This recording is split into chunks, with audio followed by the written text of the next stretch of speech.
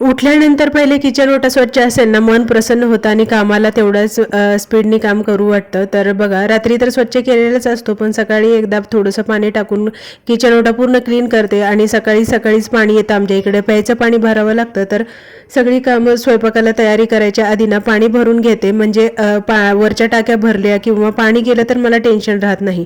आणि ना आज डब्यासाठी मोड आलेल्या मटकीची भाजी करायची आहे. आमच्या इकडे ना सतत बारीक बारीक पाऊस येतो आणि त्याच्यामुळे थंडी भरपूर आहे.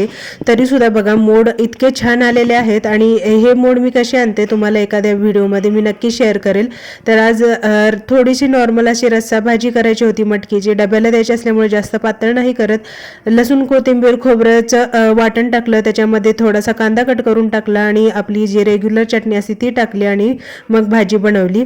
तर चपात्या सकाळी सकाळी डब्याला चपात्या पण करते आणि नाश्त्याला पण चपातीच बनवायची होती, त्याच्यामुळे चपात्या पण करून घेतल्या. आणि त्याच्यानंतर मग मला बाकीची कामं करायची होती, त्याच्यासाठी मग टाईम मिळतोच.